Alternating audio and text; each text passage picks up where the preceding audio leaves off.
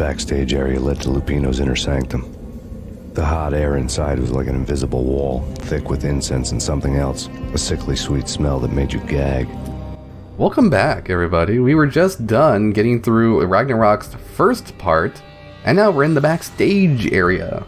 The first part was dance floors, which were kind of fun to look at, very interesting music. It was all gothic and sweet and wonderful. I love that stuff. And now we're into the backstage of the Ragnarok Club, the part that nobody's really supposed to see, but once you see it, you can't unsee it.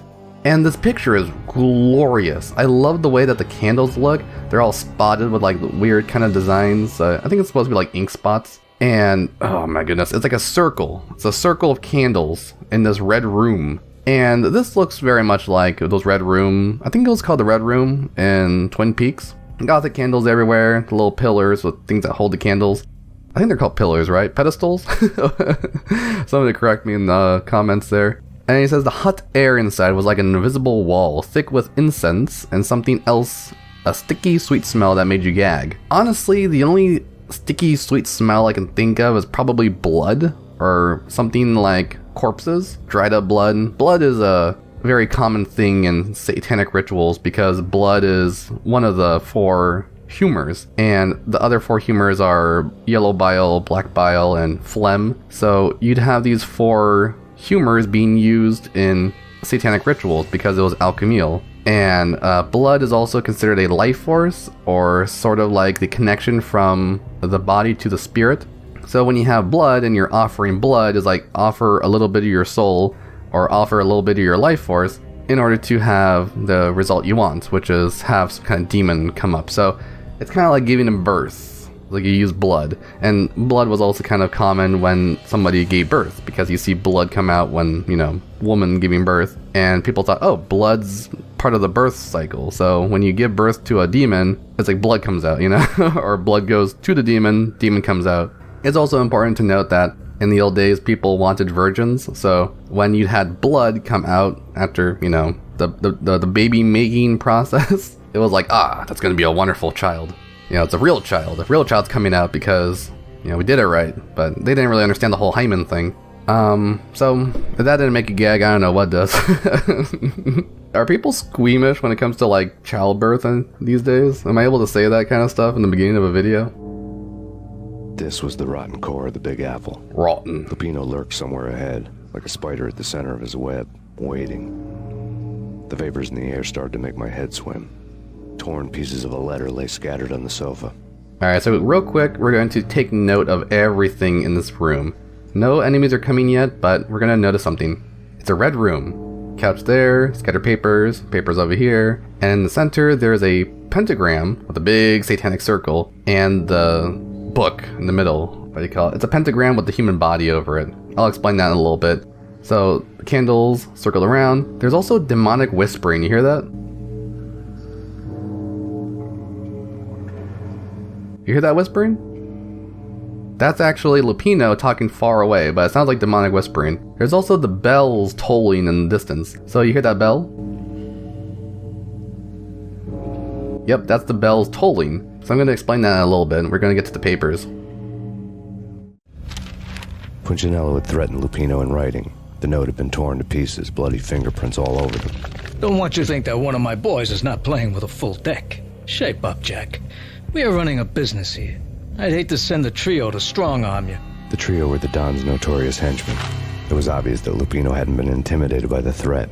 Alright, so first I want to talk about the whole Lupino and Punchinello fiasco. So Punchinello is the main leader. We can consider him as the Loki, and if not, we can just consider him as some kind of higher demon above Jack Lupino, who is Fenrir. And Punchinello had threatened Lupino in writing. The note had been torn to pieces, bloody fingerprints all over them. He didn't cut himself ripping the paper apart. He had blood on his hands when he did it. When he saw the note, he had blood on his hands, alright? Keep note of that. Don't want to think that one of my boys is not playing with a full deck. Shape up, Jack. We are running a business here. I'd hate to send the trio to strong-arm you. And the trio are Don Punchinello's notorious henchmen. Trio is an interesting thing to note because there was a trio called the Norns in Norse mythology. It's also a trio when it comes down to things like the Sisters of Fate. Yeah, so the rule of 3 when it comes to something like fate is meant to be past, present, future. That's why we have 3 Sisters of Fate in pretty much every single mythology. Past, present, and future. What already happened? Predetermined. What is happening now? Predetermined. What's going to happen later? Predetermined. That's the idea of fate. And so these henchmen are the henchmen of the Dawn. They work for the Dawn, and they determine the fate of people around them. And we can probably get to those guys later when we meet them. They're not that important, honestly. They didn't really do too much with mythology with these guys. They were a bit too corporate, if you ask me, but, you know, interesting to note. And then it also says it was obvious that Lupino hadn't been intimidated by the threats, so Lupino didn't even care. Who cares? I don't need a full deck to run the business. I don't care about the business. I just want to summon a demon. That's his whole entire situation right now. Jack Lupino is like, I don't care about your drugs. The drugs are just a way for me to get my goal, which is to summon Satan. So that's an interesting part of the entire story. How the hell did they not want to continue with this kind of stuff in the second game and third game? I have no idea why. Why, oh why, didn't the third game, which takes place in Brazil, have more things to do with Christianity and demons? I don't know why. There was nothing like that. But to continue on with the room, reading the room, while in this particular position, just so I don't have to worry about enemies appearing, we have the bells tolling. The bells tolling means that some kind of doom is approaching. And the doom is already approached as Ragnarok, and it can be Ragnarok or it can be Max's doom. It can be Lupino's doom. It can be all 3. Alright, there you go, 3 again. So 3 different individuals all being doomed at this point with the bells tolling in the distance. And when we talk about something like the big circle in the middle of the room with couches on the side, and then there's also blood everywhere, there was a satanic ritual going on. Somebody was sacrificed. We don't know who it was that was sacrificed. We don't know whose blood it was. We don't know why Jack Lupino had blood on his hands, but it's very great to see that Jack Lupino, the guy who always wants to kill people for no reason, the downright psychopath, the downright savage, he has blood on his hands while being told he's not working with a full deck. He is being told he's insane, and he's reading this with blood on his hands. Alright, imagine that. And note how Max is holding the paper and blood is on his hands now because of the paper. Because of the note, he has blood on his hands as well. Alright? That is all wonderful symbolism. Keep that in the game. Take that out, the game is not as good. Alright? This is a wonderful moment in the game. I love everything about this scene. Everything about this mission already. I haven't fought anybody. I just walked into the room and already I'm feeling chills. Already I'm feeling inspired. And already, a part of me is throbbing. and it's not my brain, if you know what I mean. It's my pee-pee. Lupino's notes covered the table. Let's check out these notes. Jack Lupino was crazy, all right. The table was scattered with notes of demented arcane nonsense written in rusty blood. A mishmash list of demons, devils, and dark gods evoked. Beelzebub, Asmodeus, Baphomet, Lucifer, Loki, Cthulhu, Lilith, Hela, blood given to you all. He was after that old Faustian deal. Your soul for power and fortune. Just sign on the dotted line with your blood. Alright, so this makes it a little bit more clear whose blood is on the paper. So Jack Lupino was crazy, alright? The table was scattered with notes of demented arcane nonsense written in rusty blood. A mismatched list of demons, devils, and dark gods evoked. So when he says evoked, he means summoned. Dark gods are being summoned. And dark gods means gods who are considered evil or not trying to help humanity at the very least. So arcane nonsense, old stuff written in rusty blood, rusty meaning of metal, because there's iron in blood. And iron is also interesting to note that, well, I think lead is the most low quality, lowest, farthest away from heaven, but iron is the second one. Iron is considered a not dull metal, what would you call that? The lack of purity in the metal. It's not exactly as pure in alchemy as something like gold. Iron is considered the second one, and that's why humans have iron in their blood, because we're not exactly pure when we do things. We're kind of corrupted by a lot of things. So iron in the blood's kind of corrupted. It's kind of running back to Cain and Abel, and that's why we have iron in our blood rather than gold. So when you think of it that way, you're like, oh, okay, that's interesting. We don't have pure blood. Our blood is not pure because we're descendants of Cain. Oh, okay. You know, some people might see that as interesting. I don't know who would be bored of that. Some people just don't understand that whole thing. But what I'm trying to say with this is that rusty blood is trying to tell you that rust is usually seen from things like iron. Rusty also means that there's a corrosion that occurred. And so it's like heavily corrupted blood is written this demented nonsense with a list of demons. The idea of signing your name with your blood to a demon is like a rusty idea. It's like corruption. It's corrupted. It's corroded. It's not a good thing, alright? That's what Max is pretty much saying. Then it has a Jack Lupino very hastily saying all these names of pretty much what's the same thing. You know, the devil. Beelzebub, other name for a devil. Asmodeus, other name for devil. Baphomet, actually not really a devil. It's more of a Templar, I guess you can say like a protective entity. Like, it was assumed to be devil-ish during that time. Yeah, Baphomet's an interesting one because the Catholic Church misunderstood this one as a demonic demon kind of thing, as a devil. But Baphomet is actually meant to be a Gnostic deity that is based on Christianity, but is to show that there's this equilibrium, and the goat is based off of Pan. Pan means everything, all.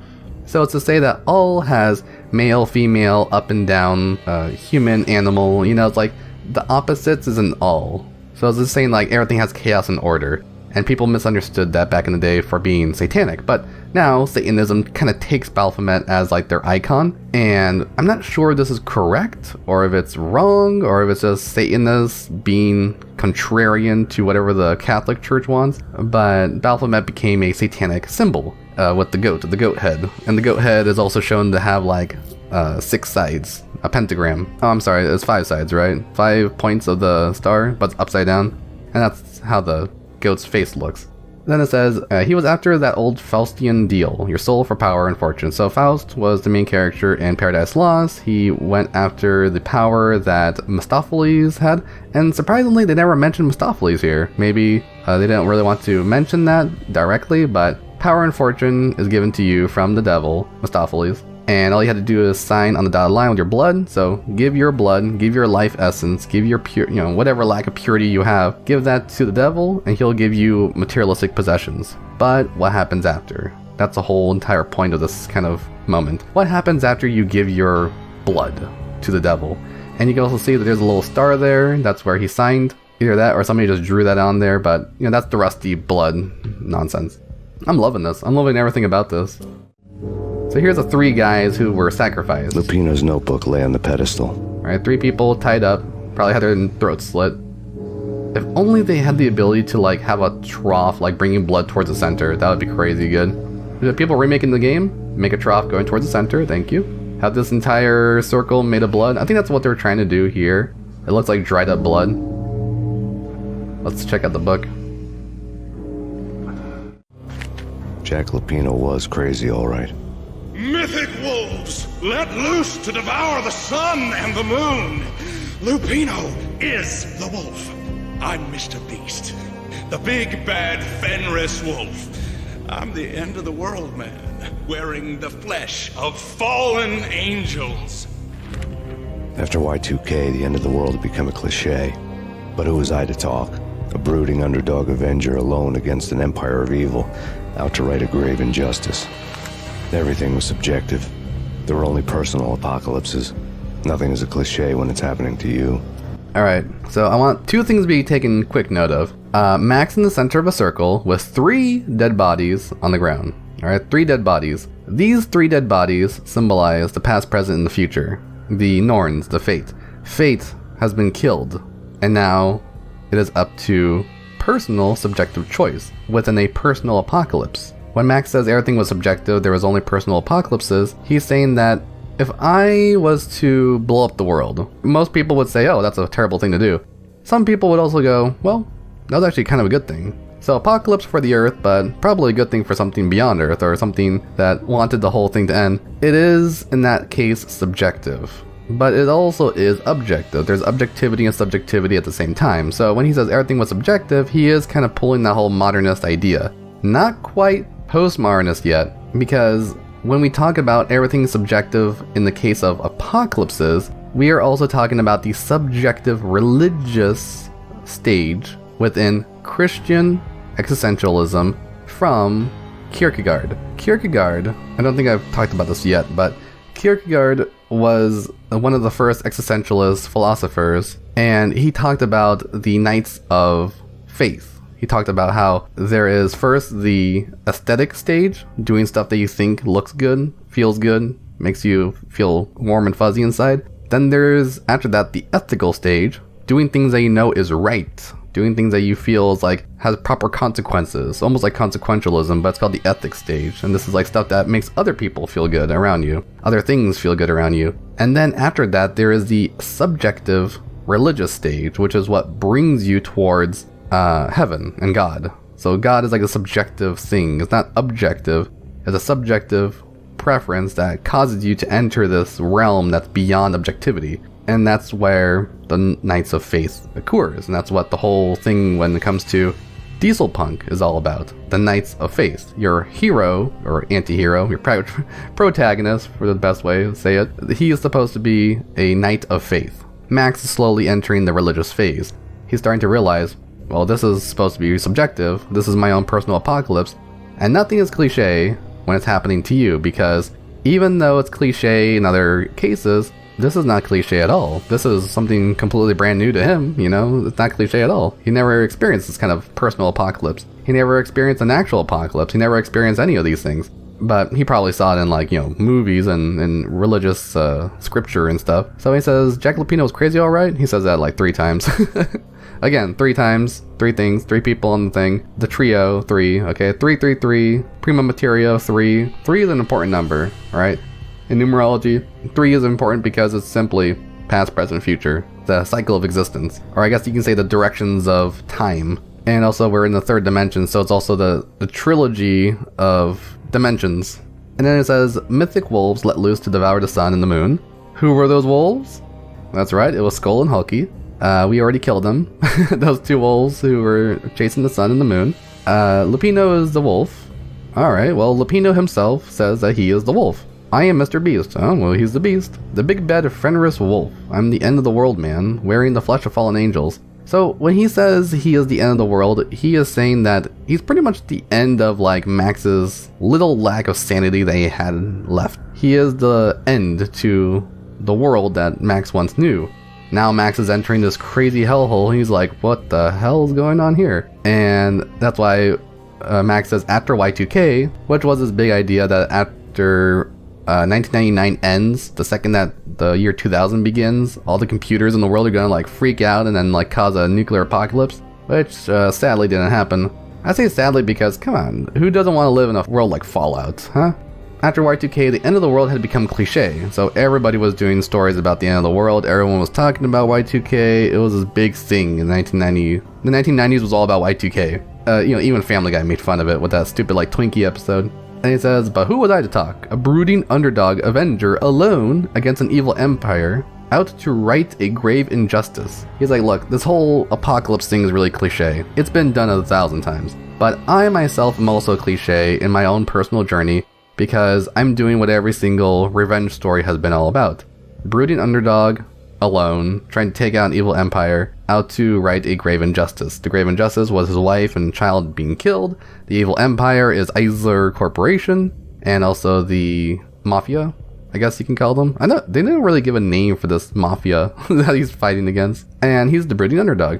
So when Lupino says that he's Fenris was an important part of Ragnarok. Fenris gets released, and Fenris has to be stopped. There's also another trio that gets involved. There is Hel, the World Serpent, and Fenris. These are the children of Loki and his snoo goddess. Can't really pronounce her name. I think it's Angry Bird,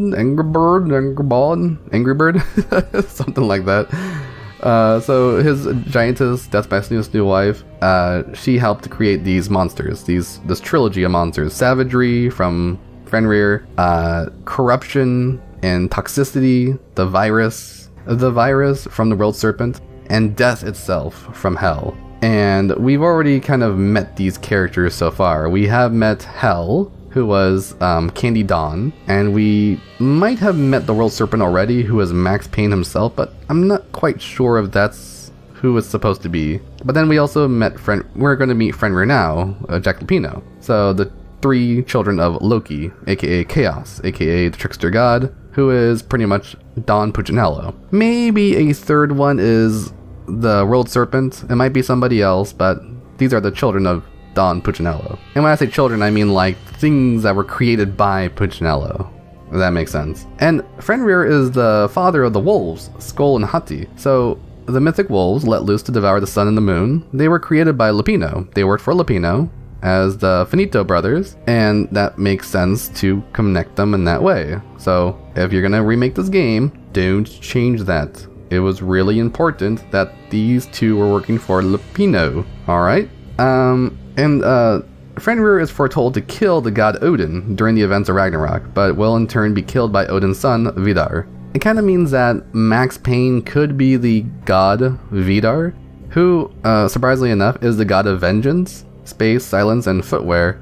So, not really sure if Max Payne is wearing some dink-ass New York Tibbs or something, but I'm not sure he's wearing some New York Timberlands, but he is technically a god of vengeance, so Max Payne is Vidar in this particular occasion. If anything, I think that instead of being a Midgard serpent, Max might just be the embodiment of all the gods that end up attacking everything, so they just kind of like wrapped it all into one. But there is also still the god Odin, and then the god Baldur that are not, they're not Max Payne. So maybe Max Payne is just Vidar himself. So the god of vengeance kills Fenrir the Wolf, and Max Payne says he's taking vengeance right here. He's a brooding underdog avenger, alright? It's kind of there in the same scene. And he's supposed to kill Fenrir. So is Max Payne a god? Yeah, pretty much he's the god of vengeance. I'm not sure if Fenrir kills Odin, you know, Alfred Woden in this particular case, but maybe in the remake they could have him kill Odin? Maybe? That might be cool. Let's go to a spooky area. The flesh of fallen angels. Eyeballs. Eyeballs watching me. Ooh, the Illuminati symbol. Blood to you all. The best thing about the boss battles in this game is that they always announce who they are and what they do before you fight them. That's great. Who's the daddy and what does they do? Oh, my doctor told me not to do that. I smell a boss battle coming. You have come. How did he know I have come? End of time. Another pentagram on the ground. And this giant pool of blood. Or what do you call a fountain? It's now. I will rise to. You know a boss battle's coming when there's a smorgasbord of weapons and painkillers on the table. I'm beyond words. Alright, Kool-Aid. What the hell? Now the party's starting. So this entire boss battle is just meant to be a endurance round where you defeat a whole bunch of guys and they just keep on throwing shit at you. And I love it. I love how there's guys who are like upstairs just shooting at you with Ingrams, and then there's guys coming downstairs with shotguns to go up close. It's a nice variety of different kinds of weapons. Where are they coming from? Oh goodness. These cold-blooded killers. What makes it better is that there's technically no cover, it's just a bunch of pillars with easily to shoot through curtains. At least the curtains match the drapes. Lupino, I see you have no hair. Do the curtains match the drapes?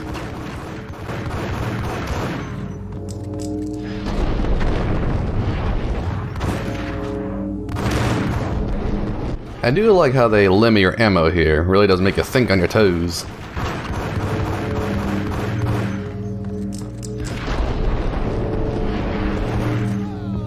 I guess they want me to use a shotgun, but that's incredibly risky. Well, at least a shotgun can fire a little farther than piss range. I swear games now make it where you have to be inside the enemy in order to make any damage happen.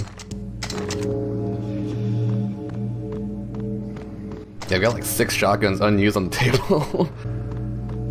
Alright, Ingram. This place is a mindfuck. One last guy and Lupino should appear. Looks like it's time for my handy-dandy one-handed sniper rifle. Taste the eagle, dirtbag. What the hell? Oh crap, more guys? What the hell indeed. This is a great boss battle. The whole time there's like this droning bell going on. As you see your doom. I thought this was like the last mission when I was a little kid. I would have been happy with that. But nope, it was just the last mission of the first act. I was really young when I got this game, and I did not get far. This is really hard for me. Okay, now here comes Lupino. With the Mike Tyson tattoo. I had known there'd have to be a catch in it somewhere, and this one was the Empire State Building of catches. Lupino was pumped up and dying to go 15 rounds with a mutant alligator. And then he started this spooky monkey talk, straight from a bad dream. Mine. I have tasted the flesh of fallen angels. Alright, so now we meet Jack Lupino, and his voice is actually kind of weird. I thought he was going to be like Italian or something, but he sounds like a southerner. And he's this big bulking guy. His suit is, I don't even know what to describe that shirt as. It's like weird swirly designs, almost looks like yin yang symbols. But he says, I had known there had been a catch in it somewhere, and this one was the Empire State Building of all catches. He doesn't say all, but Empire State Building of catches. He means like this is a big catch to this kind of situation. He's gonna meet Jack Lupino. Jack Lupino has this weird, like, what do you call those? Mosaics. He has like a mosaic behind him. I'm not sure what the mosaic is. I'll probably have to like pause and like look at it real quick. But the mosaic behind him probably represents something. And his face tattoo of a bird, or more like a dragon. It looks like a dragon, doesn't it? It's something, but like this tattoo on his face. And on his left eye. So it might be representative of something like Odin. Like the shadow of Odin upon him. Something like that. But he says Lupino was pumped up and dying to go 15 rounds with a mutant alligator. So he's like, look, this guy is like ready to mess something up. And he is also able to mess something up. You know, go 15 rounds with a mutant alligator sounds like he's just ready to wrestle an alligator. I think that could have been done better, but it's still a pretty enjoyable line. And then he starts to say something weird from Max Payne's weird bad dream. And he says, I have tasted the flesh of fallen angels, and that is always constantly popping up, the flesh of fallen angels. What does this mean? What does flesh of fallen angels mean in this kind of game? It's in the show, Address Unknown, Flesh of Fallen Angels. It's constantly being said in that particular show. And Max is like, this is kind of like a dream thing going on. What is going on? Well, the flesh of fallen angels means, fallen angels is another word for demons, and the flesh of demons is like the exterior, the material stuff that causes a demon to be a demon that has been tasted. So he's like, I tasted corruption. That's all he's saying. And we can also say Valkyr is kind of like a liquefied version of the flesh of fallen angels. So demonic flesh turned into a liquid probably is the green stuff that's in Valkyr. So he's just saying, look, I took some drugs. That's what flesh of fallen angels means. Look, and whenever the Flamingo in Address Unknown is saying the flesh of fallen angels is like, look, you're on drugs right now. So I would say the flesh of fallen angels really does just mean drugs, material form of a demon. I've tasted the devil's green blood. It runs in my veins. I've seen beyond the world of skin, the architecture of blood and bow and arrow. Death is coming! She is coming, and hell follows with her. This is the twilight winter. I am ready to be her son. Her time is now, and all who stand in her way must die! Alright, sorry for cutting out the scream there, but there wasn't really much. So the person who does the voice acting for this one he's great. I love that. I love that kind of like Catholic Southern pastor kind of voice that he's making while he's like preaching about tasting the devil's green blood. And like I said, devil's green blood, the words that he's saying are in green, in a green chopped up brain kind of looking thought bubble, it makes sense to say that it's Valkyr. Yeah, flesh of fallen angels, devil's green blood, Valkyr. Come on. And he says, I've seen beyond the world of skin. So he's like, I've looked into my own brain and I see things that are not materialistic. I've seen things that are more so idealistic. You know, things more in the mental and spiritual realm. Beyond the world of skin, the architecture of blood and bone marrow, death is coming. So he's saying, look, I've seen beyond the physical realm, beyond the body, and I see that death is coming. And when he says she is coming, and hell follows with her, I think he's not saying hell as in the girl, female god Hel is the she. I think that when he says she, he's talking about the frost giantess, Angry Bird, whatever her name is. And he says Hel follows with her, so Hel is technically his sister, right? And it says Twilight Winter, I'm ready to be her son. So I think he's talking about Angry Bird when he's saying I'm ready to be her son. Because Fenrir, I guess he calls him Fenris, but Fenrir is the son of Angry Bird, the frost god. I can't say the name. I don't know what. If somebody knows how to pronounce it, let me know. But I'm going to just keep calling her Angry Bird because I think that's more funny. Her time is now, and all who stand in her way must die. You know, he's saying they must die. So he's like, look, Max, you're in the way of death. You're in the way of my transformation into becoming the wolf. Now you must die. Die! You'll die! You'll die! Now! Oh!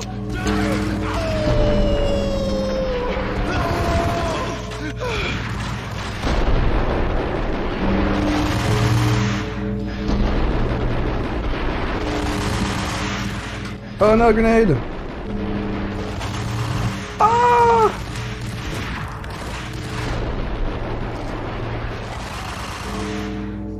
Last couple bullets. Oh, my bullets are almost out. Yeah, got him. Finally, he's dead. When Lupino finally went down, I wanted to make real sure he'd stay that way. He was a bad monster. Turned them into friggin' zombie demons from outer space. I think he's dead already. Huh? And that's when it happened. But dead or not, you've got the wrong guy. In stepped this knockout femme fatale holding a gun to my face. I returned the favor. Alright, finally, we killed Jack Lupino. Now he's been jacked offed. Wait, what? So, Max kills Jack Lupino and shoots him like bajillion times. And he says, when Lupino finally went down, I wanted to make real sure he'd stay that way. V was a bad monster, turned them into freaking zombie demons from outer space. When he says this, I believe this is related to the poster that he sees in the club, where there's like some band or some movie that's called Zombie Demons from Outer Space. Here's a still of it. And in a game like this, where there's drugs involved and a lot of it is kind of like a merge between dream, kind of like a fantasy, as well as reality, might as well have Zombie Demons from Outer Space at this point. I mean, would we really be shocked if we saw like zombies or even demons coming out in this kind of game? Well, we would, because at that point it would become an actual fantasy. So far, the demons and the zombies and such are just in his mind. Which, now that I think of it, why didn't they have zombies in the nightmare scenes? That would have been great. I would have loved to fight zombies in that kind of thing, but oh well. I guess putting fun zombie scenes wasn't part of their agenda. But if Max Payne gets remade, come on, put zombies in the nightmare scene. Make it like in Metal Gear Solid 3 when you fight all the people that you killed in the past, and then so a big huge horde of like zombies come at you.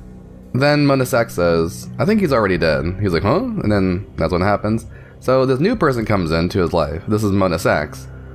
She is modeled after what looks like a little girl. I mean, no shade being thrown at the actress who, the model, but she looks incredibly young. She does not look threatening at all, but there are some stills that her face looks a little bit more matured. But you can see that her face looks really innocent, and maybe this is just because the Sam Lake, he used like people that were in his life. He used like a janitor for one of the bad guys, I think. So they're just using any actor that they can get their hands on. Which is actually really related to the whole noir aspect, because noir is based off of poetic realism, where we were supposed to have like realistic looking people put into a more poetic kind of environment. And then when you combine that with German Expressionism and add a plot that's about crime, you get a noir movie. After he says, and that's when it happened, then Monasak says, but dead or not, you got the wrong guy. So what she's revealing here is kind of like a big twist in the whole plotline. Max has been going after the wrong guy this whole time. Somebody put a hit out on Lupino and blamed Lupino for the death of Max's family. So before Max believed that Lupino was behind the big plan, the big to-do, where a bunch of insane people were sent to kill Max's family. And Max is like, there's a conspiracy here, I gotta find it. He thought that it was Lupino. Made sense. Insane people, Lupino's insane. They might as well just been people Lupino knew that were just fellow insane people. And they were also addicted to V. Lupino's addicted to V. You know, all the things connect. But this is a false positive, because he got the wrong guy. And when this girl comes in, she's holding a gun to his face, and then he holds his gun back to her.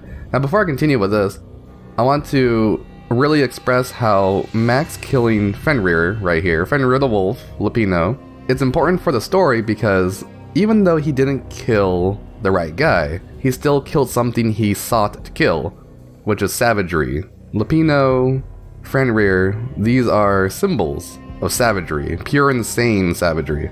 The most primal and sadistic, satanic things that we can think of. The belief that the occult will grant us more power, you know, all these things. Now Max has killed that. He's killed that off. Anything that in his mind saying, maybe I can bring my wife back with magic or some kind of rituals. Nope, that's dead. That's gone. Earlier when he killed Candy Dawn, maybe I can be this guy, Rico Muerte, and I can be a master of death and then be with a whore. Maybe I can live a life like that. Nope, that's gone too. Dead.